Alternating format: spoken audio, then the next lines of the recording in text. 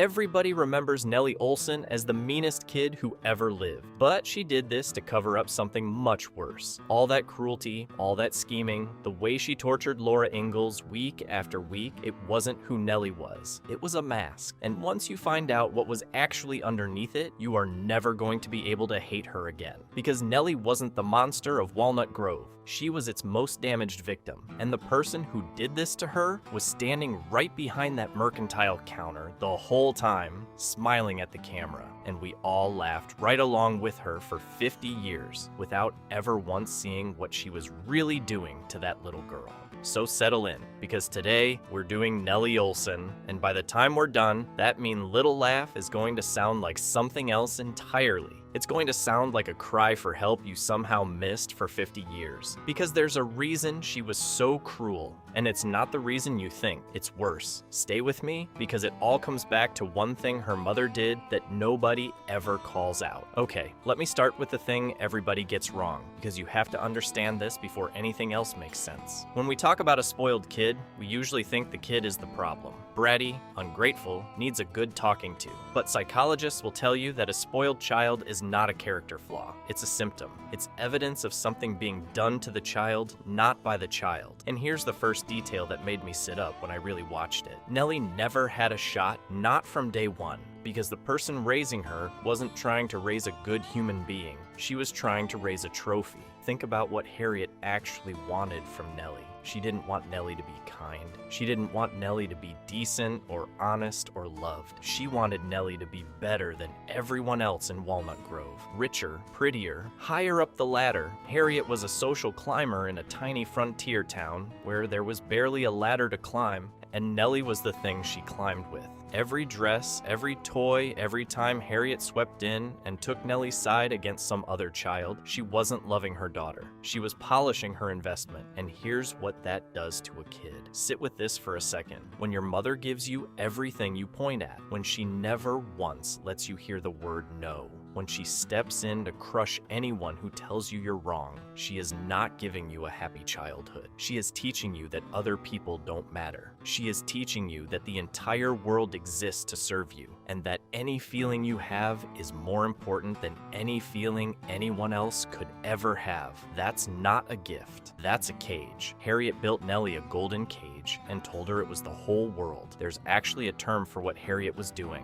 and once you know it, you'll see it in every single scene. Psychologists call it a narcissistic family system. It's when a parent doesn't see the child as a separate person with their own needs, but as an extension of themselves, a way to feel important. The child becomes a mirror. Harriet didn't look at Nellie and see Nellie. She looked at Nellie and saw herself. The version of herself she wished she could be. And a kid raised as a mirror never learns who they actually are. They just learn to reflect whatever the parent needs. That's why Nellie was so cruel. Cruelty was the family language. It was how her mother moved through the world, and Nellie was fluent in it before she could have possibly chosen anything else. Now, here's where I stopped laughing entirely. Watch the scenes with Nels, the father. Nels Oleson is the one adult in that store who actually sees what's happening. He's quiet, he's decent, and over he tries to correct it. He tells Harriet she's making the girl worse. He tries to discipline Nellie, tries to tell her no, tries to hold a line. And every single time, Harriet overrules him. She swoops in, undoes it, babies Nellie right back into the cage. And I want you to really think about what that means for Nellie, not for Nels. It means the one person in her life who was trying to actually parent her, the one person treating her like a child who could grow, got shut down at every turn. Nellie had a father who wanted to save her and a mother who wouldn't let him. She was being fought over like a rope in a tug of war, and the wrong side kept winning. And nobody, in all those seasons, nobody ever stops to ask the question I couldn't stop asking on the rewatch. What is it like to be Nellie? Not to deal with Nellie, to be her, to be a little girl who has never once been told no by the person she loves most, who has never had to sit with the feeling of not getting her way, not even for an afternoon, who has been handed the message every single day that she is the center of the universe. That is a terrifying way to grow up, even though it looks like paradise from the outside, because a child child who is never told no is a child who is never taught how to survive disappointment. And life, sooner or later, is nothing but disappointment. Harriet was raising a daughter with no armor at all and calling it love. But let me get to the part that really breaks it open, because this is where the show quietly shows you the truth if you're paying attention. And it hinges on one question nobody ever thinks to ask. Why Laura? Of all the kids in Walnut Grove, why was Nellie so obsessed with tormenting one specific poor farm girl? The answer is the saddest part of this whole story, and it flips everything, because Nellie's meanness was never actually about the other kids. It wasn't really about Laura at all. Think about it. Why does a child who has everything, every toy, every dress, the biggest house in town, why does that child spend every waking minute trying to hurt a poor farm girl who has almost nothing? That makes no sense on the surface. If Nellie really had it all, she wouldn't care about Laura at all. Laura would be beneath her notice, but she's obsessed with Laura. Absolutely fixated. And here's the thing that made my brain short circuit when it clicked. Nellie was jealous. Nellie, who had everything money could buy, was eaten alive with jealousy of a barefoot girl in a hand-me-down dress, because Laura had the one thing Nellie was never given. Laura had a family that actually loved her for who she was. Just look at the two households side by side, because the show puts them right next to each other on purpose. The Ingalls family has nothing. No money, no fine things, a drafty little house, and a hard life. But Charles and Caroline love those girls in the way that actually matters. They tell them no.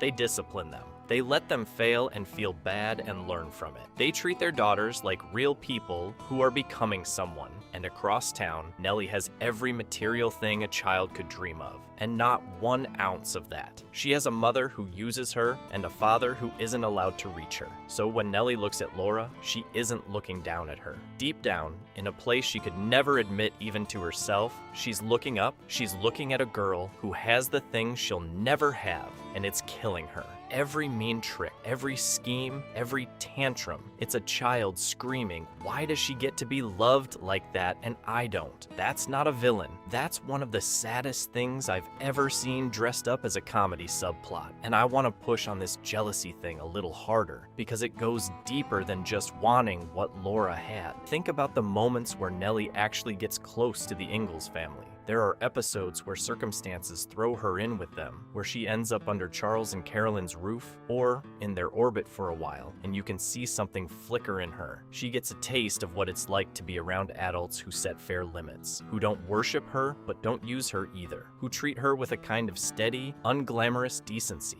And it unsettles her because some part of her recognizes it. Some part of her knows this is what she was supposed to get and didn't. It's like watching someone who's been starving smell a real meal for the first time. They don't even know what to do with it. That's Nellie around the Ingalls family. She's drawn to them and she resents them in the exact same breath. And she can't understand why, because nobody ever gave her the words for what's missing. You can't name a hunger you've never been told is normal to feel, and that's the cruelest part of a childhood like Nellie's. She didn't even get to know she was being cheated. A kid with nothing at least knows they're poor. Nellie was told every single day that she was the luckiest girl in town, the most blessed, the one everybody should envy. So the emptiness she felt didn't make any sense to her. How could she be miserable when she had everything? She had no framework to understand her own pain, which means she couldn't even ask for help because as far as she knew, there was nothing wrong. She just felt bad all the time and had no idea why, so it came out sideways, as spite, as cruelty,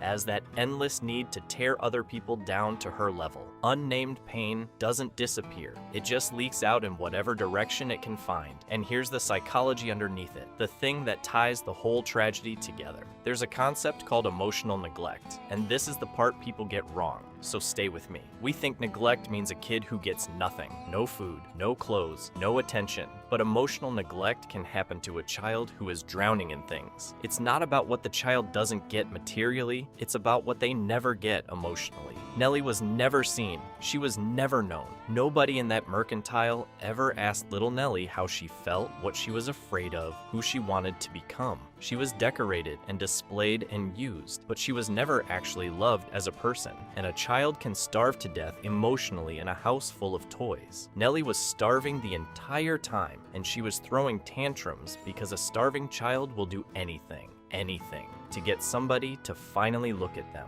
even if the only attention they know how to get is the bad kind. And before we get to how she finally got out, I want to sit in the worst of it for a minute, because there's a stretch of Nellie's story that people treat as pure comedy, and it's actually the clearest cry for help in the whole show: the eloping. At one point, a younger Nellie just runs off and gets herself married on a whim to a boy named Luke Sims, a child basically, playing house, marching to a justice of the peace with no thought in her head about what marriage even is. And the whole thing collapses in a matter of hours. The parents come, it gets annulled, the boy vanishes from the show and is never spoken of again. And we're meant to laugh at it. Silly Nellie, always scheming. But stop and actually look at what you're watching. Here is a girl so desperate to feel chosen, so starved for something that's actually hers, that she'll throw herself into a marriage she doesn't understand with a boy she barely knows, just to grab at something. That is not a scheme. That is a child trying to run out of a house that's suffocating her, using the only exit she can find. She wasn't trying to get married. She was trying to escape. She was trying to become somebody outside of Harriet's shadow, somebody with a life of her own, and she was so young and so unequipped that she reached for the first door she saw, and it turned out to be nothing at all. A kid raised right doesn't do that. A kid who feels safe and seen at home doesn't fling herself at the first escape hatch that appears. That whole embarrassing little episode is Nellie telling us, as loud as she knows how, "Get me out of here." And everybody in the show and watching it just laughed. And here's another thing I never clocked until I went back through it slowly. Look at how alone Nellie actually is. She has no real friends, not one. She's got Willie, her little brother, who's just a smaller copy of the same sickness. She's got a hired girl or two who put up with her because they have to. But a genuine friend, someone who chose to be near her, someone who liked Nellie for Nellie. She doesn't have a single one in the entire run of the show, and of course she doesn't. How could she?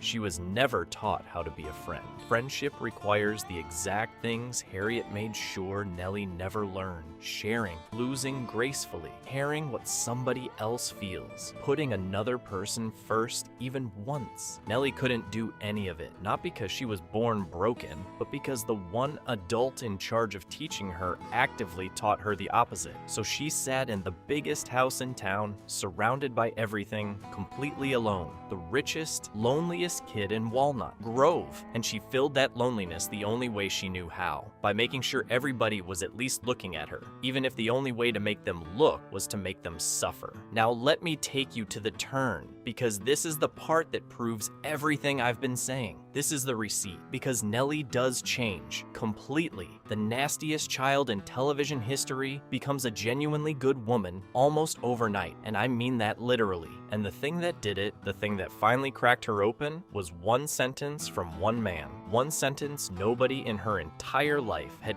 ever been willing to say to her. And the how of it tells you exactly what was wrong all along. Nellie grows up a little, and her parents, in classic Harriet fashion, gift her an entire restaurant just for finishing school. Of course they do. One more thing handed to her for nothing. And they hire a man named Percival Dalton to teach her how to run it. And Percival does something to Nellie that not one single human being had done in her entire life up to that point. He tells her no. He refuses to be charmed, refuses to be manipulated, refuses to coddle her. When she throws a tantrum, he doesn't fold like her mother, and he doesn't retreat like her father. He stands there and he tells her the truth to her face. There's this scene, she's furiously cracking eggs into a bowl, having a fit, and he just dumps the whole bowl right over her head and tells her flat out that she can't cook, she can't deal with people, and she's been coasting on being pretty her whole life. Brutal. And you know what happens? It works. It's the first honest thing anyone ever gave her, and something in Nellie just cracks open. Because here's what Percival actually did, and it's the whole point of the entire character. He treated her like a person who was capable of being better.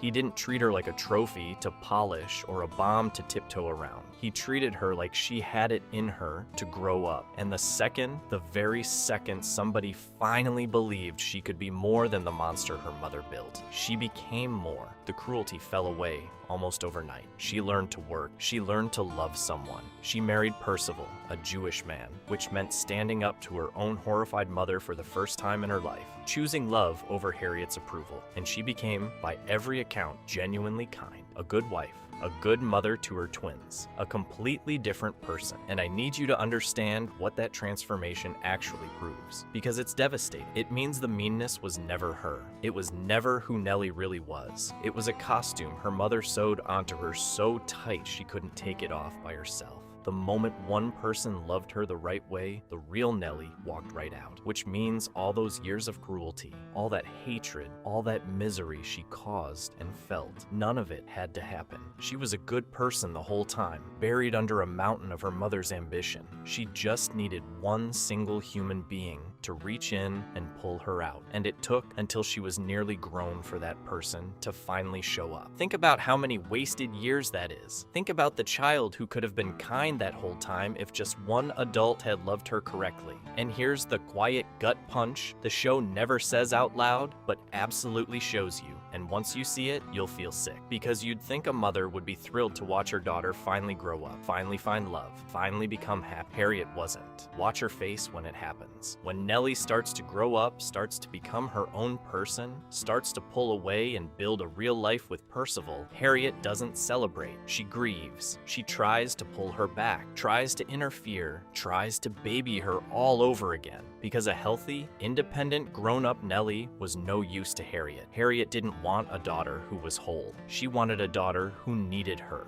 who reflected her, who stayed in the cage. Nellie's redemption was Harriet's loss, and that tells you everything about what the love in that house had really been the entire time. It was never for Nellie. It was always for Harriet. So let me bring this all the way home, because I think this one hits closer than people expect. Here's the real truth of Nellie Oleson, underneath the ringlets and the shrieking and the 50 years of being everybody's favorite villain. She was a little girl who got handed everything except the one thing a child actually needs. She was loved as an object and neglected as a person. She was taught to be cruel before she was old enough to choose, and then she was hated by everyone for being exactly what she was raised to be. And the tragedy isn't just that it happened to her. Tragedy is that it was completely reversible, and it took almost her entire childhood for one person to bother reversing it. And I think that's why she deserves a second look, because we all know a Nellie, the kid everybody wrote off as rotten, and nobody ever once asked what was going on in the house behind them. Nellie Oleson is the show quietly reminding us that cruelty is almost always a wound wearing a mask. Nobody is born like Nellie. Somebody has to make them that way. And by the time one person finally loved her enough to unmake it, half her childhood was already gone. If you like this video, you will like this one as well.